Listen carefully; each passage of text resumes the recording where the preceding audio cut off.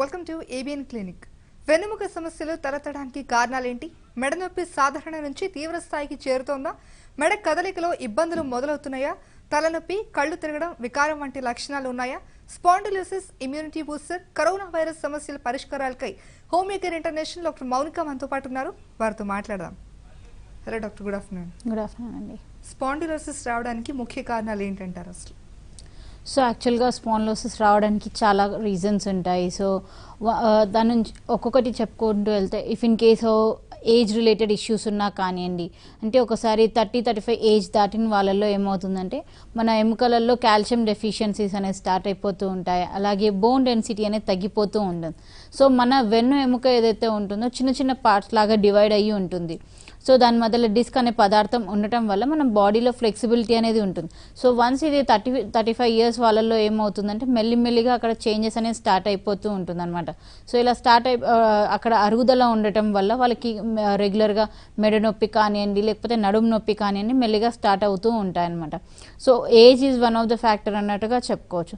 దాంతోపాటు if in case exertion ఎక్కువగా ఉంది, అంటే ఎక్కువగా పని చేస్తున్నారు, లేకపోతే బరువులు ఎక్కువగా మోస్తున్నారు, ఇఫ్ ఇన్ కేస్ మనకి ఎక్కువ బరువు తల మీద పెట్టుకున్నట్టయితే కనుక మెడ భాగంలో నొప్పి, అలాగే నడుం భాగంలో నుంచి వెయిట్ ఏదైనా లిఫ్ట్ చేసినా కానివ్వండి దానిలో మనకి నడుం భాగంలో నొప్పి రావడం జరుగుతుంది అనమాట. దాంతోపాటుగా ఏజ్ అలాగే ఈ ఎగ్జర్షనే కాకుండా మనకి వేరే డిసీజ్ వల్ల వచ్చే స్పాండిలోసిస్ కూడా ఉంటుందన్నమాట. ఇఫ్ ఇన్ కేస్ మనం థైరాయిడ్ విషయంలో తీసుకున్నట్టయితే కనుక మనకి థైరాయిడ్ డిసీజ్ ఉన్న వాళ్ళలో క్యాల్సిటోనిన్ అంటే కాల్షియం ప్రొడ్యూస్ చేసే హార్మోన్స్ ఏవైతే ఉంటాయో అవి కొంతవరకు తగ్గిపోతూ ఉంటాయన్నమాట.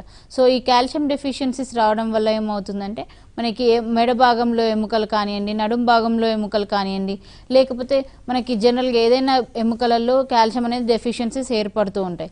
సో ఇలా ఏర్పడడం వల్ల ఏమవుతుందంటే అక్కడ కూడా మనకి చేంజెస్ జరగడం స్టార్ట్ అవుతుంది, స్పాండిలోసిస్ వచ్చే ఛాన్సెస్ ఉంటాయి అన్నమాట. కాల్ తీసుకుందాం అండి. దివాకర్ గారు. హలో దివాకర్ గారు, డాక్టర్ మౌనిక గారు ఉన్నారు, మీ సమస్యను చెప్పండి. చెప్తా మేడం. చెప్పండి సార్. మేడం నాకు ఇది వెన్నెముకలో డిస్క్ ప్రాబ్లమ్స్ 1 ఇయర్ నుంచి ఉంది మేడం. ఓకే అండి. అది పూర్తిగా బాగా పని చేయనిస్తుందా మేడం? నార్మల్ గా అయితే వచ్చింది, మేము మందులో వాడుతున్నాను. ఓకే అండి. అది పని చేయనిస్తా మేడం? కొంచెం బరువుగా ఎప్పుడన్నా ఇంకా కొద్ది రోజులకైనా. సో మీరు ఆల్రెడీ మెడిసిన్స్ వాడుతున్నారు మన దగ్గర, తగ్గిపోయింది అది? నార్మల్కి వచ్చింది మేడం. ఓకే అండి. అది పూర్తిగా బంద్ అయి పని చేయనిస్తాయా మేడం ఇంకా కొద్ది రోజులకైనా? ఓకే అండి. సో ఇంకా కొంతవరకు లాంగ్ టర్మ్ ట్రీట్మెంట్ తీసుకోవాల్సిన అవసరం ఉంటుందండి. ఇలా మీకు నార్మలైజ్ అయింది కానీ ఇంకా కొంతవరకు మిగిలి ఉంది థింగ్స్, ఇంకా మీరు పని చేసుకోలేకపోతున్నారు, పెయిన్స్ అనేవి ఉంటుంది అంటే కనుక ఇంకొంత టైం వరకు మీరు కంటిన్యూ చేసుకోవాల్సింది ఉంటుంది ట్రీట్మెంట్. దాంతో పాటుగా మీరు ట్రీట్మెంట్ కోర్స్లో ఎప్పుడైతే ఉంటారో ఫస్ట్ ఫ్యూ మంత్స్ వరకు మీరు కంటిన్యూస్గా వెయిట్స్ ఎత్తకుండా కంప్లీట్గా రెస్ట్ తీసుకోవాల్సిన అవసరం ఉంటుంది. దాని తర్వాత యాజ్ కోర్స్ మనకి జరిగే కొద్దీ మీరు కొంతగా చిన్న చిన్న వెయిట్ లిఫ్ట్స్ చేసుకోవడం స్టార్ట్ చేసినప్పుడు మీ పెయిన్ తీవ్రత ఎలా ఉందో ఇవన్నీ కూడా మనం డాక్టర్ గారికి చెప్పినట్టయితే కనుక వాళ్ళు మీకు తగ్గట్టుగా మెడిసిన్ అందివ్వడం జరుగుతుంది. సో దీనివల్ల కంప్లీట్గా తగ్గిపోతుందండి. మరి కాల్ తీసుకుందాం అండి. శ్రీకాంత్ గారు. నా పేరు శ్రీకాంత్ రెడ్డి. ఓకే, మీ సమస్యను చెప్పండి. డాక్టర్ గారు ఉన్నారు. యా. హలో డాక్టర్, నా పేరు శ్రీకాంత్ రెడ్డి. చెప్పండి సార్. నల్గొండ సర్వైకల్ స్పాల్ అవుతుంది. C1, C2, C3, C4, C5, C6 అనే డిస్క్ బల్జన్ C6 అని అది MRI లో వచ్చింది. సర్వైకల్ స్పాల్ అయితే అంటే ఇది చేయి మెడ నుంచి చేయికి వచ్చింది, చేతులు వీక్ అవుతున్నాయి, ఇట్లా తిమ్మిర్లు వస్తున్నాయి, ఎలాగా చెప్పండి. ఓకే. సో మన మెడ భాగం నుంచి మనకి నడుం భాగం లోవర్ బ్యాక్ వరకు కూడా మనకి వెన్న ఎముకలు ఏవైతే ఉంటాయో అవి చిన్న చిన్న ముక్కల్లాగా డివైడ్ అయ్యి ఉంటాయి. సో దాని మధ్యలో ఏదైతే గుజ్జు పదార్థం ఉంటుందో దాన్నే మనం డిస్క్ అని చెప్తూ ఉంటాం. సో ఎప్పుడైతే మనకి కంటిన్యూస్గా ఎగ్జర్షన్ ఉన్నా కానివ్వండి, అంటే మనం ఎక్కువగా వెయిట్స్ మోస్తున్నాము, లేకపోతే కాల్షియం డెఫిషియన్సీస్ ఉన్నా కానివ్వండి, ఆ అరుగుదల అనేది పెరిగిపోయి మనకు ఎగ్జర్షన్ ఆ బరువు అంతా కూడా మనకి డిస్క్ మీద పడే ఛాన్సెస్ ఉంటుంది సార్. సో ఎప్పుడైతే మీకు డిస్క్ బల్జెస్ C2 నుంచి C6 వరకు ఉన్నాయి అంటే కంటిన్యూస్గా డిస్క్ బల్జెస్ ఉండడం వల్ల ఏమవుతుందంటే అక్కడ నుంచి మనకి ఏదైతే వెన్ను నరం పాస్ అవుతూ ఉంటుందో మనకు లైక్ మన మెడ భాగం నుంచి మన చేతులకి అలాగే మన ఛాతి భాగంలో మనకి నరాలు అనేది స్ప్రెడ్ అవుతూ ఉంటాయి. సో అక్కడ మీకు కంటిన్యూస్గా డిస్క్ బల్జెస్ ఉండడం వల్ల అక్కడ ఉన్న నరానికి దెబ్బతింటుంది అనమాట. సో ఎప్పుడైతే ఆ డిస్క్ ఇంకా నరం కాంటాక్ట్లోకి వచ్చినప్పుడు కొంతవరకు కంప్రెషన్కి గురై మనకి చేతులలో తిమ్మిలు రావడం కానివ్వండి, కంటిన్యూస్గా పెయిన్ ఉండడం కానివ్వండి, సడన్గా మనకి ఏదైనా పట్టుకున్న మన చేతిలో నుంచి జారిపోవడం కానివ్వండి, ఇలాంటి సమస్యలు ఉంటాయండి. సో మనకి అది శ్రీకాంత్ మీరు చెప్తున్నారు చిన్న వయసులోనే, మీ వాయిస్ చిన్న వయసు లాగానే ఉంది, కానీ మీరు మొత్తం డిస్క్ బల్జెస్ చాలానే ఉన్నాయి. సో ఇమీడియట్గా మీరు ట్రీట్మెంట్ స్టార్ట్ చేసుకుంటే కనుక బెటర్ ఉంటుందండి. లేదు అంటే కనుక మీకు లంబార్ రీజియన్ అంటే నడుం భాగంలో కూడా ఇవి వచ్చే ఛాన్సెస్ ఉంటాయి. దాంతోపాటుగా తిమ్మిర్లు ఎక్కువ అవ్వడంతో చేతిలో ఏది పట్టుకోవడానికి కూడా వీలవ్వదండి. సో ఇమీడియట్గా ట్రీట్మెంట్ స్టార్ట్ చేసుకొని మీ నియరెస్ట్ హోమియో కేర్ బ్రాంచ్ని సంప్రదించండి సార్. స్పాండిలోసిస్లో ఎన్ని రకాలు, వాటి లక్షణాలు ఏ విధంగా ఉంటాయంటారు? సో జనరల్గా మనకి స్పాండిలోసిస్లో మనకి వెన్ను ఎముక డివిజన్ ప్రకారంగా స్పాండిలోసిస్ ఉంటుందండి. సో మెడ భాగంలో వచ్చే స్పాండిలోసిస్ని మనము సర్వైకల్ స్పాండిలోసిస్ అనేసి, అలాగే నడుం భాగంలో ఉండే స్పాండిలోసిస్ని లంబార్ స్పాండిలోసిస్ అనేసి చెప్తూ ఉంటాం. మోస్ట్ ఆఫ్ ద టైమ్స్ మనము వెయిట్ బేరింగ్ జాయింట్స్ ఏదైతే ఉంటుందో నడుం భాగంలో ఎక్కువ మనకి వెయిట్ పడుతుంది. అలాగే మనం కంటిన్యూస్గా తల మీద ఇన్ కేస్ వెయిట్ మోసినా కానివ్వండి, లేదు అంటే కంటిన్యూస్గా సిస్టమ్ వర్క్ చేసినా కానివ్వండి, మన మెడ భాగంకి ఎక్కువ ఎఫెక్ట్ అవుతూ ఉంటుంది అనమాట. So most of the times మనం ఈ సర్వైకల్ స్పాండిలోసిస్ ఇంకా లంబార్ స్పాండిలోసిస్ చూస్తూ ఉంటాం. సో సర్వైకల్ స్పాండిలోసిస్లో వచ్చేసి సిమ్టమ్స్ మనకి ఎలా ఉంటాయి అంటే లైక్ పెయిన్ అనేది కంటిన్యూస్గా ఉండటము, మూమెంట్ అనేది రిస్ట్రిక్షన్ అయిపోవడం, అంటే ఆ పెయిన్ వల్ల మనకి ఎటు మూమెంట్ ఇచ్చినా కానీ పెయిన్ఫుల్గా ఉండటం, ఇవన్నీ కూడా లక్షణాలు ఉంటాయన్నమాట. దాంతో పాటుగా ఇఫ్ ఇన్ కేస్ డిస్క్ కూడా ఇన్వాల్వ్ అయ్యింది, డిస్క్ బల్జెస్ కూడా ఉన్నాయి అంటే కనుక మన నరాలు ఏవైతే పాస్ చేస్తూ ఉంటాయో మన చేతులకు కానివ్వండి, మన వేళ్ళకు కానివ్వండి, ఏవైతే నరాలు పాస్ అవుతున్నాయో ఇఫ్ ఇన్ కేస్ దాని మీద కనుక మనకి ప్రెషర్ పడినట్టయితే కనుక తిమ్మిర్లు రావడం కానివ్వండి, ఈ చేతిలో నుంచి జారిపోవడం అంటే స్లిపరీ ఆఫ్ హ్యాండ్స్ ఉండడము, చేతిలో ఏది పట్టుకోలేకపోవడము, కొంత బరువు కూడా మొయ్యలేకపోవడం, ఇవన్నీ కూడా సమస్యలు చూస్తూ ఉంటాం ఇఫ్ ఇన్ కేస్ మెడ భాగంలో అయితే కనుక. అలాగే నడుం భాగంలో ఇఫ్ ఇన్ కేస్ స్పాండిలోసిస్ గురించి మాట్లాడుకున్నట్టయితే కనుక అవి అరుగుదలకి గురైనాయి కాబట్టి కంటిన్యూస్గా పెయిన్ ఉండడము, దాని తర్వాత మూమెంట్ అనేది సరిగ్గా ఉండలేకపోవడం, పడుకున్నా కానీ కూర్చున్నా కానీ పెయిన్ఫుల్గా ఉండడము, వాళ్ళు పడుకుంటే స్ట్రైట్గా హార్డ్ సర్ఫేస్ మీద పడుకోగలుగుతారు, లేకపోతే కొంతమందిలో చూసినట్టయితే కనుక ఓన్లీ సాఫ్ట్ బెడ్ మీద మాత్రమే పడుకోగలుగుతారు, స్ట్రైట్గా నేల మీద పడుకోలేకపోవడము, అలా మూమెంట్స్ అన్నీ కూడా పెయిన్ఫుల్గా ఉండడం, వాళ్ళు నడవడానికి కూడా చాలా పెయిన్ఫుల్గా ఉండడం, ఎక్కడైనా నించున్నా కానివ్వండి, కొంతవరకు టైం ఎక్కువగా నించున్నా కానివ్వండి వాళ్ళకు కాలు లాగేయటము, అలా కాళ్ళల్లో తిమ్మిర్లు రావటం తొందరగా స్టార్ట్ అయిపోతూ ఉంటాయి నడుం భాగం. దీంతో పాటు కాన్స్టిపేషన్ కూడా ఉండే ఛాన్సెస్ ఉంటుంది, ఎందుకంటే మన నడుం భాగం నుంచి ఏవైతే నరాలు సప్లై అవుతూ ఉంటాయో మనం రెక్టల్ ఏరియాకి సప్లై చేస్తుంటుంది, అలాగే యూరినరీ బ్లాడర్కి కూడా సప్లై చేస్తుంటుంది. సో దీనివల్ల ఇఫ్ ఇన్ కేస్ కంటిన్యూస్గా ప్రెషర్ ఉండడం వల్ల ఒక్కోసారి పేషెంట్లో మనం కాన్స్టిపేషన్ చూడొచ్చు, అలాగే మూత్ర విసర్జనకు సంబంధించిన సమస్యలు కూడా చూడొచ్చు అనమాట. ఏ టైప్ ఆఫ్ ఎక్స్రేస్ అవసరం అంటారు స్పాండిలోసిస్ని గుర్తించడానికి? సో మనకి ఎక్స్రేస్ వచ్చేసి లంబార్ స్పైన్ అనేది మనం లంబార్ రీజియన్ కంటే నడుం భాగానికి చేయించే ఎక్స్రేలో మనకి లంబార్ ఏరియాలో ఏదైనా డిఫెక్ట్స్ ఉన్నా కానీ అర్థమవుతుంది. అలాగే సిఎస్ స్పైన్ అని చెప్తుంటాం, అంటే సర్వైకల్ స్పైన్లో మనకి ఇన్ కేస్ ఏదైనా అబ్నార్మాలిటీస్ ఉన్నా కానీ ఆ ఎక్స్రే యూస్ఫుల్ అవుతుంది. మొత్తంగా హోల్ స్పైన్ స్క్రీనింగ్కి అవసరం అయిందంటే ఎంఆర్ఐ స్క్రీనింగ్ చేయించాల్సి ఉంటుంది, సో దట్ మనకు అక్కడ ఏవైనా డిస్క్ బల్జెస్ ఉన్నాయా, if in case disc bulge ఉంటే థీకల్ ఇండెంటేషన్ ఉందా లేదా, ఇవన్నీ కూడా మనకి ఎంఆర్ఐ స్కాన్లో అర్థమవుతుందండి. మరి కాల్ తీసుకుందాం అండి. నాగరాజు గారు, నాగరాజు గారు టీవీ వాల్యూమ్ తగ్గించి మీ సమస్యను చెప్పండి, డాక్టర్ గారు ఉన్నారు. చెప్పండి, తగ్గిస్తాను. ఓకే చెప్పండి సార్. బొరగూడెం మైలవరం మండలం అండి, బొరగూడెం అండి, ఏపీ అండి.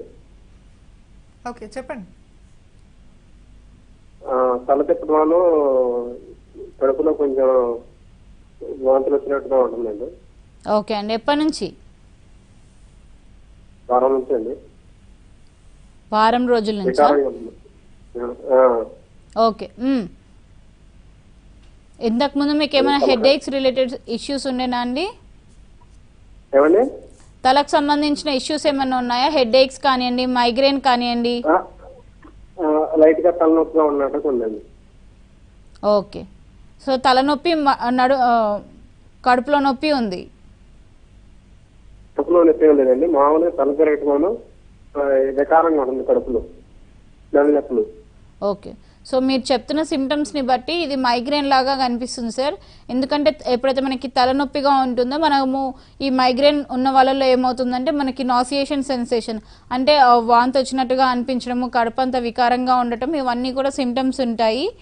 ఎప్పుడైతే లైట్కి వెళ్తారో అంటే సన్లైట్కి కానివ్వండి, నార్మల్ లైట్కి కానివ్వండి ఎక్స్పోజ్ అయినట్టయితే కనుక ఎక్కువగా ఈ తల నొప్పి అంతా రావడము, బరువెక్కినట్టుగా ఉండటం ఇవన్నీ కనిపిస్తూ ఉంటాయి. సో ఇఫ్ ఇన్ కేస్ మీరు మైగ్రేన్తో బాధపడుతున్నట్టయితే కనుక దానికి కూడా మన హోమియోకేర్ ఇంటర్నేషనల్లో కంప్లీట్ ట్రీట్మెంట్స్ అవైలబుల్గా ఉన్నాయి సార్. ఎటువంటి ఇబ్బందులు ఫేస్ చేయాల్సి వస్తుంది అంటారు స్పాండిలోసిస్ వల్ల ముందు ముందు? So if in case spondylosis అనేది మనం ఎముకలకి సంబంధించిన disease. So if in case అక్కడ వరకే లిమిట్ అవుతుంది అంటే ఓకే. ఇఫ్ ఇన్ కేస్ అలా లిమిట్ అవ్వట్లేదు, అది దాని ఎఫెక్షన్స్ అనేది డిస్క్ మీద కూడా పడుతున్నాయి అంటే కనుక కంపల్సరీ నర్వ్ ఎఫెక్షన్స్ ఉంటాయన్నమాట. సో దీన్ని మనము స్పాండిలోసిస్ విత్ రాడిక్యులోపతి అని చెప్తూ ఉంటాం. సో మనకి పెరిఫెరల్గా నర్వ్స్ ఏవైతే ఉంటాయో దానిలో తిమ్మిర్లు కానివ్వండి, మంటలు కానివ్వండి ఉంటాయి, కంటిన్యూస్గా పెయిన్స్ ఉండటం, అలాగే మజిల్ అంతా కూడా లాగేసినట్టుగా ఉండటం, ఇవన్నీ కూడా చూస్తూ ఉంటాం. దాంతోపాటుగా ఇఫ్ ఇన్ కేస్ సర్వైకల్ అయినట్టయితే కనుక చేతులలో ఏ బరువులు కూడా మొయ్యలేకపోవడము, చేతులు మూమెంట్ చాలా కష్టంగా ఉండడము, దూకోవడానికి కానివ్వండి, లేకపోతే మన హ్యాండ్ మన హెడ్ ఎబోవ్ కానీ రేజ్ చేయడానికి ప్రాబ్లమాటిక్గా ఉండడం ఉంటుంది. అలాగే లంబార్ విషయానికి తీసుకున్నట్టయితే అంటే నడుం భాగంకి విషయానికి తీసుకున్నట్టయితే కనుక మనకి కాళ్ళల్లో చెప్పులు వేసుకోవడానికి ప్రాబ్లమాటిక్గా ఉండడము, చెప్పులు స్లిప్పరీ అయిపోతూ ఉండటం చూస్తూ ఉంటాం. మరి కాల్ తీసుకుందాం అండి. శిరీష గారు, ఫైన్. సో సర్జరీ ఏ కేసులో అవసరం అవుతుంది అంటారు స్పాండిలోసిస్కి? స్పాండిలోసిస్ కన్నా కూడా మనము లామినెక్టమీ, డిస్కెక్టమీ అనేది అంటే డిస్క్ సమస్యలు ఉంటే కనుక సర్జరీ సజెస్ట్ చేస్తారండి జనరల్గా. సో ఇఫ్ ఇన్ కేస్ కంటిన్యూస్గా అన్ని బల్జెస్ ఉన్నాయి అంటే పైనుంచి కింద వరకు బల్జెస్ ఉన్నాయి, దాంతోపాటు పేషెంట్ కండిషన్ చాలా క్రిటికల్గా ఉంది అంటేనే మనం సర్జరీ అడ్వైస్ చేస్తాము. లేకపోతే ఎన్ని డిస్క్ బల్జెస్ ఉన్నా కానివ్వండి, పేషెంట్ స్టేబుల్ అంటే కనుక మనము విత్ మెడిసిన్ తోటే కంప్లీట్గా తగ్గించే ఛాన్సెస్ ఉంటాయండి.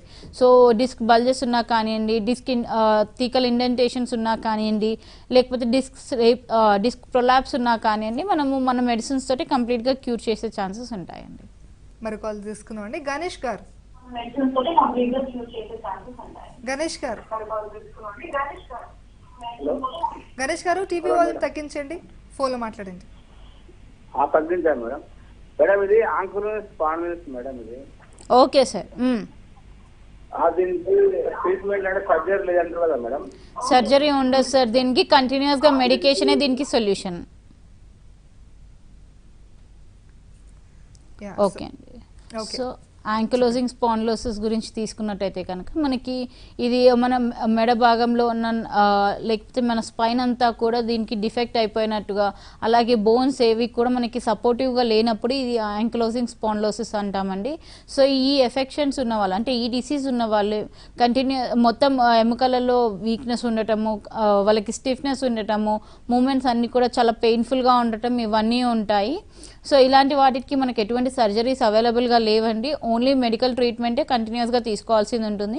అది మన హోమియోకేర్ ఇంటర్నేషనల్లో తీసుకున్నట్టయితే కనుక మీకు లాంగ్ టర్మ్ రన్లో పెయిన్స్ అన్ని రిలీఫ్ అవ్వడమే కాకుండా మీ ఎముకలు అనేది కూడా స్ట్రాంగ్ అయ్యే ఛాన్సెస్ ఉంటాయండి. సో మీరు pain killers long term use చేయకుండా మన హోమియోకేర్ ఇంటర్నేషనల్లో కాన్స్టిట్యూషనల్ ట్రీట్మెంట్ వాడుకున్నట్టయితే కనుక కంప్లీట్ రిజల్ట్స్ ఉంటాయి సార్ మీకు. మరి కాల్ తీసుకుందాం అండి. రమేష్ గారు, మేడం. రమేష్ గారు మీ Good సమస్య afternoon, madam. గుడ్ ఆఫ్టర్నూన్ అండి. డాక్టర్ గారు ఉన్నారు, మీ సమస్య చెప్పండి. మేడం నమస్తే మేడం. నమస్తే అండి, చెప్పండి సార్. మేడం నా ఏజ్ 42. ఓకే. నాకు L4 L5 బల్జ్ అయింది మేడం. ఓకే. అంటే నేను కింద కూర్చోవట్లేదు. మోషన్ కూడా కాంట్రిబ్యూషన్ ప్రాబ్లం ఉందండి. ఓకే అండి. ఏంటి మేడం దీని పరిష్కారం? సో డిస్క్ బల్జ్ ఉన్నప్పుడు నేను ఇందాక చెప్పినట్టు సార్, డిస్క్ బల్జ్ ఉన్నప్పుడు అక్కడ నుంచి నరం ఏదైతే పాస్ అవుతుందో అంటే మనకి L4 L5 లొకేషన్లో ఉండే నరము మనకి యూరినరీ బ్లాడర్కి అలాగే మన రెక్టమ్కి కూడా సప్లై చేస్తుంది సార్. సో దానివల్ల కూడా మనకి కాన్స్టిపేషన్ ఉండే ఛాన్సెస్ ఉంటాయి. సో ఇలా ఉన్నప్పుడు మనము సర్జరీస్ కాకుండా కంప్లీట్గా మన హోమియోకేర్ ఇంటర్నేషనల్ కాన్స్టిట్యూషనల్ ట్రీట్మెంట్స్ తీసుకున్నట్టయితే కనుక ఈ డిస్క్ అనేది నార్మల్గా వెళ్ళిపోవడమే కాకుండా మళ్ళీ రాకుండా కూడా ఉంటుంది సార్.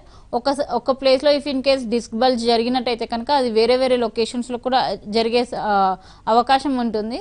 సో మీరు ఇమీడియట్గా ట్రీట్మెంట్ స్టార్ట్ చేసుకున్నట్టయితే కనుక ఒక డిస్క్ బల్జ్ తోటి ఎండ్ అయిపోతుంది, అలాగే మళ్ళీ రాకుండా కూడా ఉంటుంది, అలాగే మీ కాన్స్టిపేషన్ ప్రాబ్లం కూడా క్లియర్ అయిపోతుంది సార్. సో మీ నియరెస్ట్ హోమియోకేర్ ఇంటర్నేషనల్ బ్రాంచ్కి సంప్రదించండి. మరి కాల్ తీసుకుందాం అండి. కృష్ణ గారు. కృష్ణ గారు, హలో హలో డాక్టర్ గారు ఉన్నారు, మాట్లాడండి. హలో హలో సార్, చెప్పండి. మేడం, నాకు రైట్ హ్యాండ్. హలో, చెప్పండి సార్. రైట్ హ్యాండ్ మెడ నెక్ దగ్గర 2 బోన్స్ జరిగినాయన్నారు. దానివల్ల ఈ రైట్ హ్యాండ్ చేతలన్నా ఏదైనా బోర్డు మోయాలన్నా కానీ ఇబ్బందికరంగా ఉంది. Okay sir. ఈ పైన బ్రెయిన్ కార్డ్ నుంచి తలకాడ్ నుంచి అంతా ఇక్కడ లాగినట్లు ఉంటుంది. ఓకే అండి. ఆ విధంగా ఉంది. దానికి ట్రీట్మెంట్ ఏమన్నా ఎట్లా? కంపల్సరీగా అండి, దీనికి అన్నిటికీ కూడా మన హోమియోకేర్ ఇంటర్నేషనల్లో కంప్లీట్ సొల్యూషన్స్ ఉన్నాయి. సో మీ మెడ భాగంలో ఏవైతే ఎముకలు అరిగిపోయినాయో దాని మీద ఆ ఎముకలు ఇంకా బరువు మోయలేక అది డిస్క్ మీద మనకు ప్రభావం చూపిస్తుంది సార్. ఎప్పుడైతే డిస్క్ మీద కంటిన్యూస్గా ఒత్తిడి వేస్తున్నామో మనము ఆ డిస్క్ అనేది కొంతవరకు ఉబ్బిపోయి మనకి అక్కడ నుంచి నరం ఏదైతే పాస్ అవుతూ ఉంటుందో దాని మీద ఎఫెక్ట్ అవుతుంది. సో ఆ నరం మీద ఎప్పుడైతే అది ఒత్తిడి వేస్తుందో మీ చేతులు అన్నీ కూడా పెయిన్ఫుల్గా ఉండటము, బలం లేకుండా ఉండటం లాగా అనిపిస్తుంది. మీరు ఏ పని కూడా చేయలేకపోతుంటారు. ఇఫ్ ఇన్ కేస్ మీరు చేతి పైకి లేపాలన్నా కానీ చాలా పెయిన్ఫుల్గా ఉంటుందన్నమాట. సో ఇదంతా కూడా మనకి సర్వైకల్ స్పాండిలోసిస్ విత్ రాడిక్యులోపతి అని చెప్తుంటాం సార్. సో దీనికి మనకు హోమియోకేర్ ఇంటర్నేషనల్ కంప్లీట్ సొల్యూషన్స్ ఉన్నాయి. మీ నియరెస్ట్ హోమియోకేర్ బ్రాంచ్ని సంప్రదించండి. మరి కాల్ తీసుకుందాం అండి. మధు గారు. మధు గారు, నమస్తే మేడం. నమస్తే అండి. డాక్టర్ గారు ఉన్నారు, మాట్లాడండి. మేడం గారు, డాడీ డ్రైవింగ్ ఫీల్డ్ లో ఉండేవాళ్ళండి. Daddy 59 years. C2C3 ప్రాబ్లమ్స్ ఉన్నారు. లెఫ్ట్ హ్యాండ్ స్పర్శపోయింది. ఏంటండి? లెఫ్ట్ హ్యాండ్ స్పర్శ పెట్టిందండి. Okay okay. పారాలిటిక్ అటాక్ అయిందా? అవునండి. ఓకే. అది ట్రీట్మెంట్ కి ఎంత అవుతుంది అనేది చెప్తారు. ఒకసారి మీరు క్లినిక్ రావాల్సిన అవసరం ఉంటుంది సార్. సో మనం ట్రీట్ చేయగలిగే కేసా, లేకపోతే సపోర్టివ్ ట్రీట్మెంట్ ఇవ్వగలుగుతామా, లేకపోతే కంప్లీట్గా తగ్గిపోతుందా, ఇవన్నీ కూడా చూసి దాని ప్రకారంగా మనం మాట్లాడాల్సింది ఉంటుంది సార్. ఎందుకంటే పేషెంట్ని చూడకుండా మనం ఏమీ కూడా చెప్పలేము. రైట్. సో హెరిడిటీ వల్ల వచ్చే అవకాశాలు ఎంతవరకు ఉన్నాయంటారు? సో హెరిడిటరీ వల్ల కొంతవరకు ఛాన్సెస్ ఉంటాయండి. అంటే పేషెంట్స్లో ఇఫ్ ఇన్ కేస్ పేరెంట్స్లో కానివ్వండి, గ్రాండ్ పేరెంట్స్లో కానివ్వండి విత్ రాడిక్యులోపతి అంటే నర్వ్ ఇన్వాల్వ్మెంట్ కూడా ఉంది అంటే కనుక లైక్ ఆఫ్ స్ప్రింగ్స్లో వచ్చే ఛాన్సెస్ ఉంటాయి. సో 30 to 40% కేసెస్లో మనం ఈ ఫ్రమ్ జనరేషన్స్ చూస్తూ ఉంటాము. And most of the times like 70 to 80% of the cases ఇది కాల్షియం డెఫిషియన్సీస్ వల్ల కానివ్వండి, లేకపోతే ఓవర్ ఎగ్జర్షన్ వల్ల కానివ్వండి, లేకపోతే డ్యూటీలో లైక్ వర్క్ ప్రొఫెషన్ పరంగా కానివ్వండి వచ్చే స్పాండిలోసిస్ ఎక్కువగా చూస్తూ ఉంటామండి మనం. మరి కాల్ తీసుకుందాం అండి. చిన్నా గారు. హలో, డాక్టర్ గారు ఉన్నారు, మీ సమస్యను చెప్పండి. మేడం, ఇది నాకు ఒక 3 years గా లోయర్ బ్యాక్ పెయిన్ ఉంది మేడం. ఓకే అండి. బ్యాక్ సైడ్ కరెక్ట్ గా అంటే మన రీప్ బ్యాక్ సైడ్ ఉంటుంది మేడం. అయితే నేను డాక్టర్ దగ్గరికి వెళ్తుంటే మామూలుగా టాబ్లెట్స్ ఇచ్చారు. అయితే అవి వాడుతున్నా కూడా అంటే డైలీ యోగాలంటే అట్లా చేసుకోండి. కొంచెం నేను వెయిట్ కూడా 94 kgs ఉన్నాను. నా ఏజ్ 32 years. ఓకే. అయితే డాక్టర్ గారు ఏమన్నారంటే వెయిట్ తగ్గాలని చెప్పారు. అయితే ఇది 3 years అట్లనే కంటిన్యూ అవుతుంది మేడం. అంటే రెస్ట్ మీద తీసుకుంటే కొంచెం తగ్గుతుంది, లేదనంటే పెయిన్ ఎక్కువ అవుతుంటది మేడం. ఓకే అండి. నేను ఎక్కువగా బైక్ మీద తిరుగుతుంటాను మేడం, దాని వల్ల వస్తుంది అన్నట్టు చెప్పారు డాక్టర్ గారు. అది దీనికి ఏమైనా ట్రీట్మెంట్ కి ఏమైనా ఉంటుందా ఏమైనా అంటే ఇది అంటే పర్మనెంట్ గా ఇది పోయే మార్గం ఏమైనా ఉంటుందా అనేది నాకు ఉంటుందండి. సో మీరు ఎక్స్రే ఏమైనా చేయించారా? చేయలేదు మేడం, నేను ఇప్పటి వరకు చేయలేదు. ఎంఆర్ఐ స్కాన్ కానీ ఏ స్కాన్ కూడా వెళ్ళలేదు. టాబ్లెట్ వాడుతున్నా. అంటే ఎప్పుడైనా ఎక్కువ అయినప్పుడు, నాకు వర్క్ ఎక్కువ అయినప్పుడు నేను టాబ్లెట్లు తీసుకోవడం, తగ్గినాక కొంచెం ఆ యోగాలంటే అట్లా చేసుకోవడము, మెడిటేషన్ చేయడం చేస్తున్నాను అంతే. Okay sir. సో మీరు యోగా చేసి ఆ పూటకి టైం కిల్లర్స్ వల్ల తగ్గే ప్రాబ్లం కాదండి ఇది. సో రెగ్యులర్ మెడిసిన్ ఇంటేక్ అనేది చాలా అవసరము. దాంతోపాటు మీరు వెయిట్ తగ్గడం కూడా చాలా ఇంపార్టెంట్ అండి. అండ్ ఎక్స్రే కూడా ఏం చేయించలేదు అంటున్నారు కాబట్టి ఒకసారి మీరు ఎక్స్రే చేయించండి సార్. ఇఫ్ ఇన్ కేస్ మనకి ఒక ఎముకలో మనకి అరుగుదల ఉంది, సో దానివల్ల ఇంత పెయిన్ వస్తుంది అనేది కూడా చూసుకోవాల్సిన అవసరం ఉంటుంది. లేకపోతే కంటిన్యూస్గా మీ బరువు వల్ల మీరు కూర్చొని బైక్ డ్రైవ్ చేస్తున్నారు కాబట్టి ఆ ఎగ్జర్షన్స్ వల్ల అక్కడ ఏమైనా ఇంకేదైనా ఎఫెక్షన్స్ జరిగినాయి అనేది కూడా చూడాల్సిన అవసరం ఉంటుందండి. సో ఒకసారి మీరు ఎక్స్రే చేయించుకొని నియరెస్ట్ హోమియోకేర్ బ్రాంచ్కి సంప్రదించినట్టయితే కనుక వాళ్ళు మీకు కంప్లీట్గా డిసీజ్ గురించి ఎక్స్ప్లెయిన్ చేస్తారు. దాంతోపాటుగా దానికి వాట్ ఈస్ ద సొల్యూషన్ అనేది కూడా చెప్తారండి. సో జనరలీ ఏజ్ గ్రూప్లో వచ్చే అవకాశాలు ఎక్కువగా ఉంటాయంటారు. సో మనము ఈ స్పాండ్లోసిస్ గురించి తీసుకున్నట్టయితే స్పెషల్లీ ఈ స్పాండ్లోసిస్ అనేది మనము వన్స్ ఏజ్ పెరిగే కొద్దీ దాంతో పాటుగా వాళ్ళ ప్రొఫెషన్ పరంగా కూడా చూస్తూ ఉంటామండి. సో కొంతమంది క్యాబ్ డ్రైవర్స్లో కానివ్వండి, లేకపోతే లాంగ్ టైం నించొని వర్క్ చేసే వాళ్ళల్లో కానివ్వండి, లేదు అంటే సిట్టింగ్ జాబ్ ఎక్కువగా చేసే వాళ్ళల్లో కానివ్వండి మనం ఇది చూస్తూ ఉంటాం. అలాగే డెస్క్ వర్క్ చేసే వాళ్ళు, లైక్ కంప్యూటర్స్ ఎక్కువగా యూజ్ చేసే వాళ్ళు, కంటిన్యూస్గా కూర్చొని వర్క్ చేసే వాళ్ళల్లో మనం ఇది ఎక్కువగా చూస్తున్నాం. అలాగే ఏజ్ రిలేటెడ్గా తీసుకున్నట్టయితే కనుక ఫీమేల్లో తీసుకున్నట్టయితే కనుక 35 ఇయర్స్ క్రాస్ అయిన తర్వాత ఫీమేల్స్లో చూడొచ్చండి. అలాగే మెయిల్ని తీసుకున్నట్టయితే కనుక 35-40 ఇయర్స్ మెయిల్స్లో కూడా మనం ఈ సమస్య అనేది ఎక్కువగా చూస్తూ ఉండవచ్చు.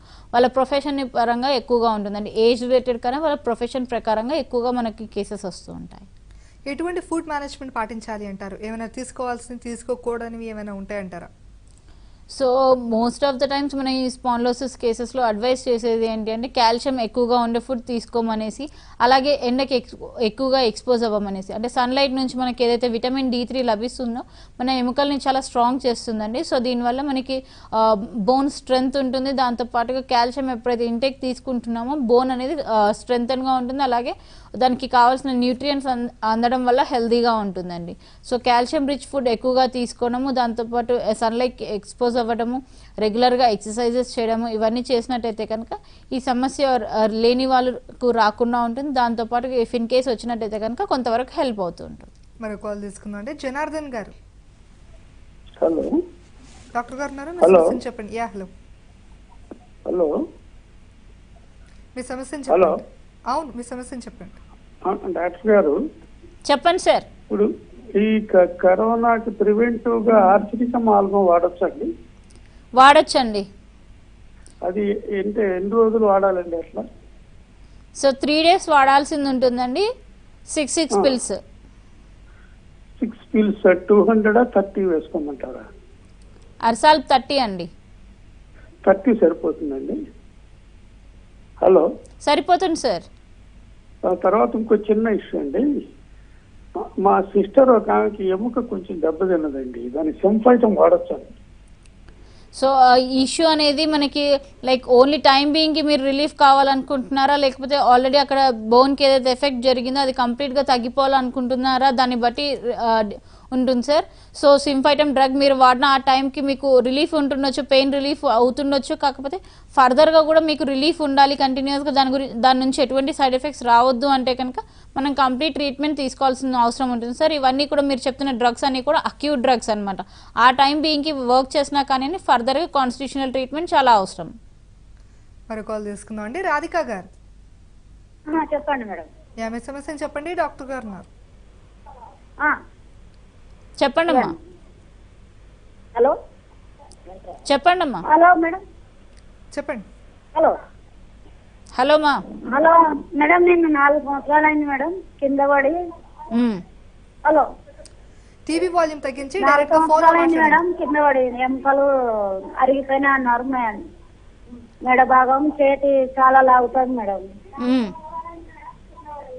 ఏ పని చేయాలంటే చేయి నొప్పి చాలా ఎక్కువ ఉంటుంది మేడం. ఓకే అండి. చేయి కూడా ఈ చేయికి ఆ చేయికి చాలా డిఫరెన్స్ అయిపోయింది మేడం. ఓకే అండి. ఓకే అమ్మా, దీనికి కూడా మన దగ్గర కంప్లీట్ సొల్యూషన్స్ ఉన్నాయి. ట్రొమాటిక్ ఆర్థరైటిస్ అని చెప్తారు దీన్ని. అలాగే ఇఫ్ ఇన్ కేస్ మీరు అరుగుదల కూడా ఉంది అని చెప్తున్నారు కాబట్టి స్పాండ్లోసిస్ కూడా ఉండే ఛాన్సెస్ ఉంటాయి. సో ఒకసారి మీ నియరెస్ట్ బ్రాంచ్ని సంప్రదించండి మా. వాళ్ళు మీకు దానికి తగ్గట్టుగా సొల్యూషన్స్ అందిస్తారు. ఇఫ్ ఇన్ కేస్ మెడిసిన్ అవసరం ఉంది, దాంతోపాటు సపోర్టివ్ కేర్ కూడా అవసరం ఉంది అంటే మీకు క్లియర్గా ఎక్స్ప్లెయిన్ చేస్తారు వాళ్ళు. వాళ్ళ డైలీ లైఫ్లో ఎటువంటి జాగ్రత్తలు తీసుకోవాలంటారు స్పాండిలోసిస్ ఉన్నవాళ్ళు, అటాక్ అయిన వాళ్ళు ఆల్రెడీ? సో జనరల్గా మనకి సర్వైకల్ స్పాండిలోసిస్ పేషెంట్స్లో తీసుకున్నట్టయితే కనుక వాళ్ళు కంపల్సరీగా సర్వైకల్ కాలర్ అనేది యూజ్ చేయాల్సిన అవసరం ఉంటుందండి. ఎందుకంటే మనము తెలియకుండా కూడా మెడ భాగం నుంచి చాలా మూమెంట్స్ ఇస్తూ ఉంటాం. సో ఆల్రెడీ సర్వైకల్ స్పాండిలోసిస్తో బాధపడుతున్న వాళ్ళు ఆ మెడ భాగంలో మూమెంట్స్ అనేది కంటిన్యూస్గా ఇవ్వడం వల్ల ఆ అరుగుదల అనేది ఇంకా పెరిగిపోయే ఛాన్సెస్ ఉంటుందండి. సో అలాంటి వాళ్ళు కంపల్సరీ సర్వైకల్ కాలర్ యూజ్ చేయాల్సిన అవసరం ఉంటుంది. అలాగే లంబార్ స్పాండిలోసిస్ ఉన్న వాళ్ళు లంబార్ బెల్ట్ యూజ్ చేయాల్సిన అవసరం ఉంటుంది. ఇది మెయిన్ థింగ్స్ అనమాట. అలాగే దాంతో పాటుగా స్లీపింగ్ టైంలో మనకు ఏదైతే మెడ భాగంలో ఏదైతే మనం పిల్లో పెట్టుకొని పడుకుంటామో అలాంటి పిల్లో కాకుండా సర్వైకల్ పిల్లో కానివ్వండి, లేదు అంటే మన మెడ వంపు భాగం ఏదైతే ఉంటుందో అక్కడ మనము చిన్నగా బెడ్షీట్ కానివ్వండి, టవల్ కానివ్వండి రోల్ చేసుకొని అక్కడ పెట్టుకున్నట్టయితే కనుక మనకి లార్డోసిస్ అవ్వకుండా ఉంటుందండి. రైట్, థ్యాంక్ యూ డాక్టర్ గారు. స్పాండిలోసిస్ సమస్యకు మంచి పరిష్కార మార్గాలు చెప్పినందుకు. ఇది వాళ్ళ ABN clinic. Keep watching ABN Andhra Jyothi.